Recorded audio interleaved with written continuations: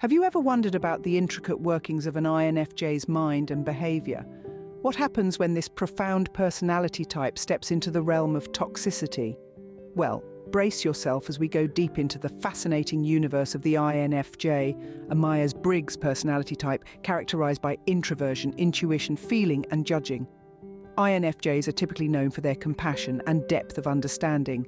They are the rarest personality type, making up less than 2% of the world's population. But what happens when these gentle souls display toxic behaviors? Before we unravel this mystery, I'd appreciate if you would take just a moment to subscribe, as it helps me to get these videos to more people who can benefit from insights, knowledge, and fascinating facts about various introverted personality types. So hit that subscribe button and notification bell if you haven't already. Today we're taking a journey to the lesser-known side of an INFJ, where we'll explore 7 challenging aspects of their behavior. We'll explore aspects of this personality type's behavior that can become difficult to navigate. Imagine an INFJ under stress resorting to unhealthy coping mechanisms. What does that look like? Well, let's explore this. INFJs, known for their empathy and intuition, can sometimes find themselves in a whirlwind of stress and anxiety. When this happens, they may fall back on unhealthy coping mechanisms as a way to deal with their emotional turmoil. Now, what are these unhealthy coping mechanisms? They can take many forms, from obsessive overthinking to excessive isolation or even self-neglect. An INFJ under stress might enter their inner world, cutting off communication with the outside. They might start overanalyzing every situation, every conversation, every glance. This overthinking can spiral into a realm of negativity and self-doubt, leading them to isolate themselves even further.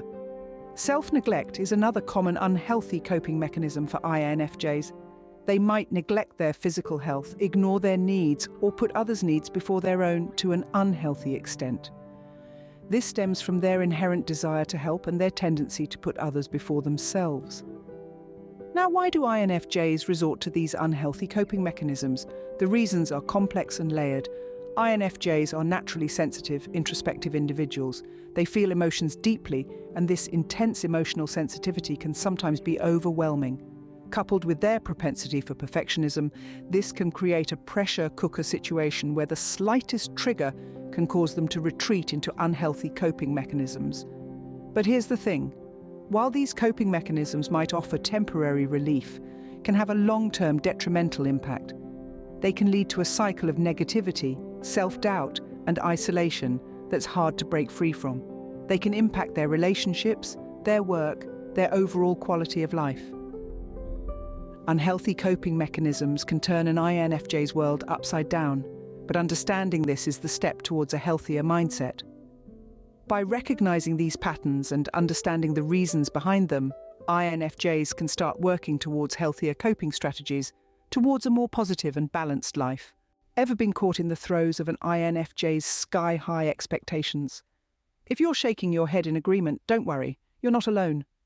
It's quite common for INFJs to set idealistic standards, not only for themselves, but for others. This is a result of their inherent quest for perfection and their deeply rooted belief in the potential of people and situations. Now, don't get me wrong. Idealism isn't a bad thing. In fact, it can be a source of inspiration and motivation. It helps INFJs to dream big, to strive for the better, and to be the change they wish to see in the world. It's what makes them the advocates, the counselors, the champions of causes. However, the flip side is, when these idealistic standards aren't met, INFJs can often find themselves spiraling into disappointment and frustration. Imagine striving for a perfect piece of and ending up with what feels like a child's scribble. That's what an INFJ might feel when reality doesn't match up to their ideals. Moreover, these lofty expectations can also weigh on their relationships. When INFJs expect others to adhere to their high standards, it can lead to misunderstandings and conflicts. It's like expecting everyone to scale Mount Everest, forgetting that not everyone is equipped for such a climb. So what can an INFJ do to navigate this? The key is in finding a balance. It's about understanding that perfection is a pursuit, not a destination. It's about accepting that everyone is on their own unique journey, climbing their own mountains at their own pace. It's about embracing the beauty of imperfections and the richness of diversity. Most importantly, it's about self-compassion. INFJs need to remember to extend the same empathy and understanding they offer to others, to themselves as well. After all, we're all beautifully flawed humans navigating this labyrinth of life, one step at a time. While idealism can be a strength, unchecked, it can lead to a downward spiral of dissatisfaction.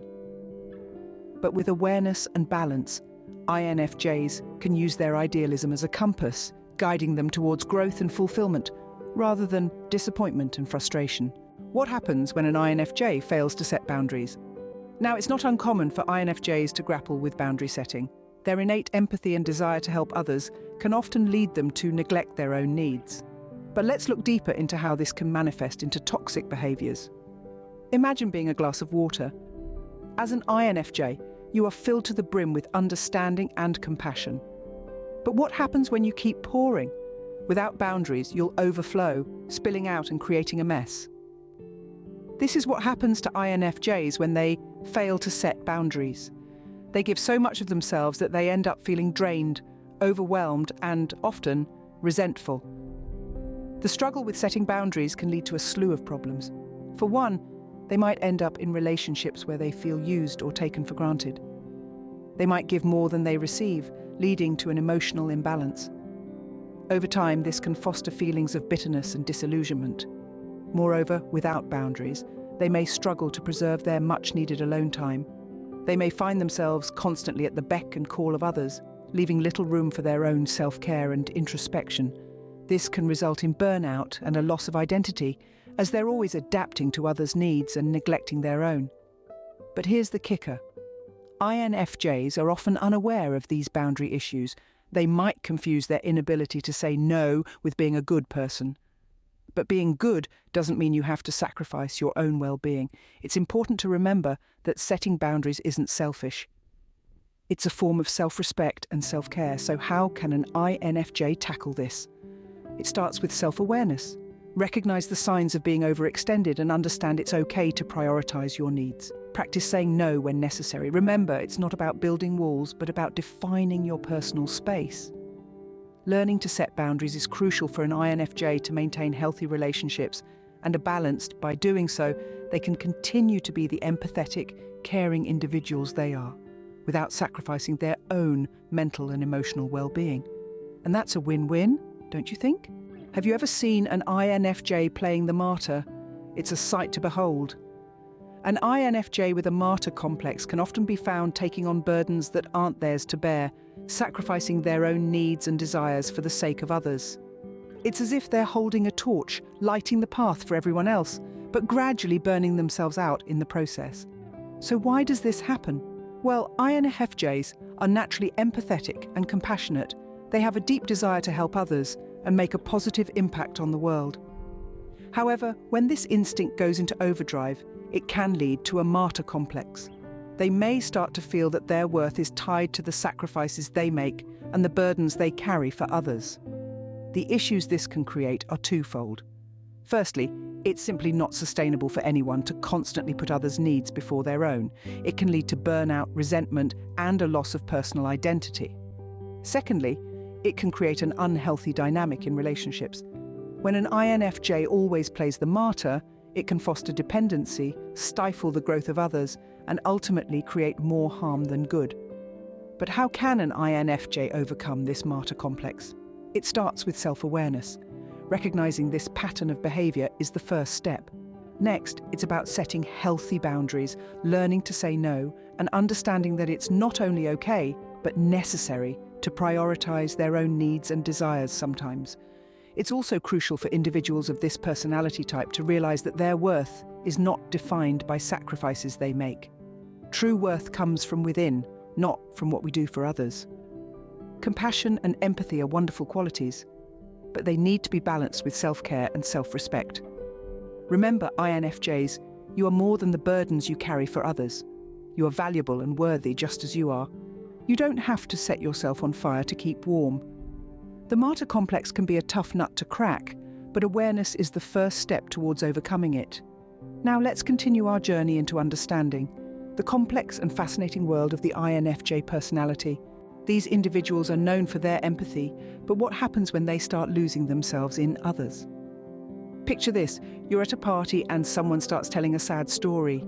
As an INFJ, you're likely to feel their pain as if it were your own. This ability to empathize is a beautiful thing, but it can also lead to a behavior known as overidentification. Overidentification when an INFJ becomes so absorbed in another person's emotions or problems that they start to lose sight of their own individuality. It's like wearing someone else's glasses. While you might be able to see the world from their perspective, you might start tripping over your own feet because you've lost sight of your own path. This happens because INFJs have a deep-seated desire to understand others and help solve their problems.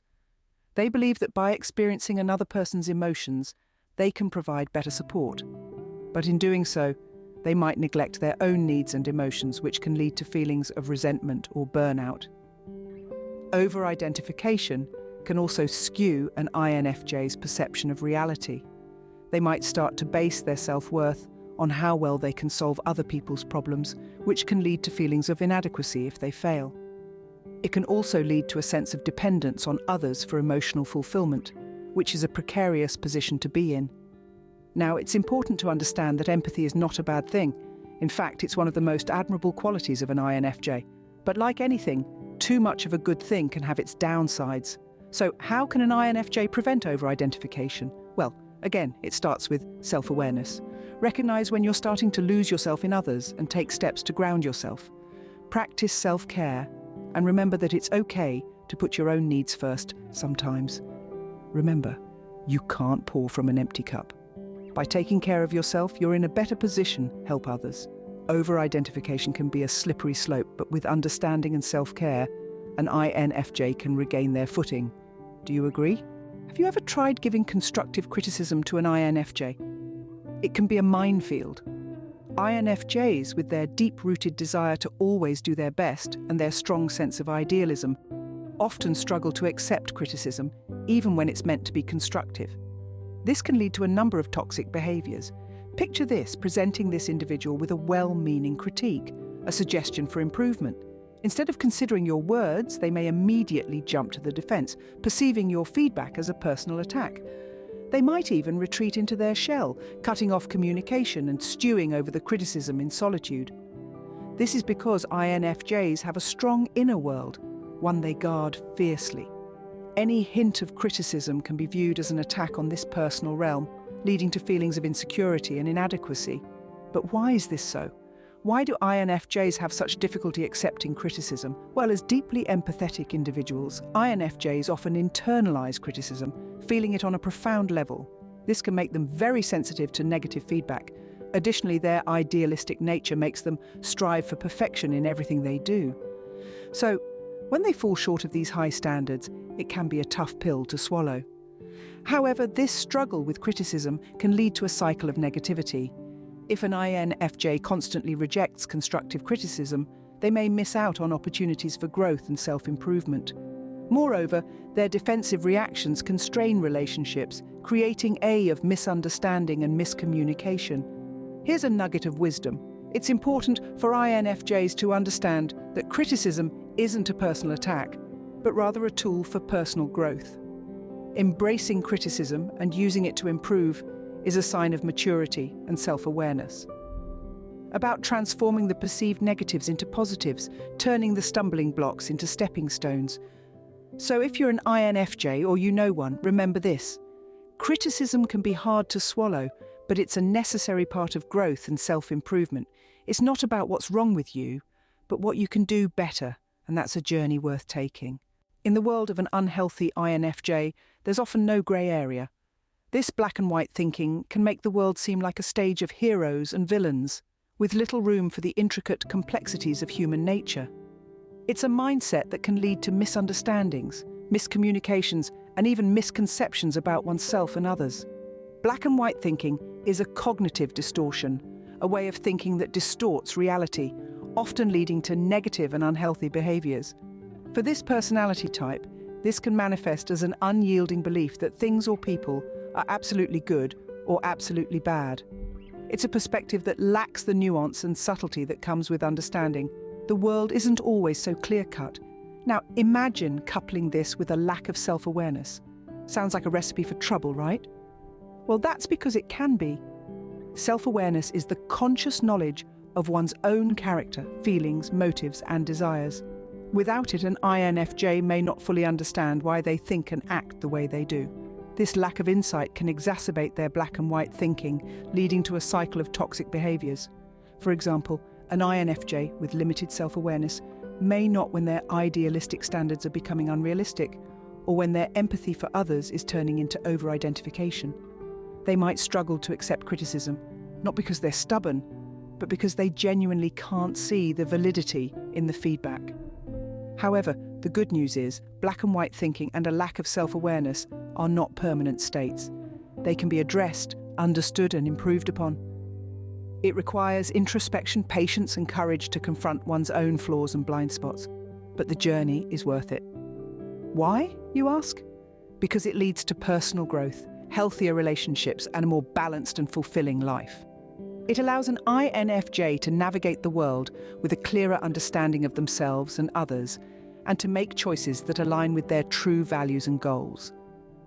Black and white thinking and a lack of self-awareness can be challenging, but the journey to understanding these aspects is a rewarding one. We hope you found this exploration of the INFJ personality enlightening. Now we'd love to hear from you. What's your experience with INFJs? Do you recognize these traits in yourself or someone you know? Perhaps you're an INFJ yourself navigating these challenges, or maybe you know someone who is. Either way, we'd love to hear your thoughts and experiences. Your insights and perspectives can help others who are on a similar journey, so please share in the comments below. And if you found this video helpful or interesting, don't forget to hit the subscribe button for more insightful videos. Your support helps us continue our work and reach more people. We have a free ebook you can download to thank you. You can find the link in the description. We're getting great feedback on it. It's all about the 8 introverted Myers-Briggs personality types. I hope you enjoy it. And as always, thanks for watching. We look forward to hearing from you, and we'll see you in the next video posted here on the screen.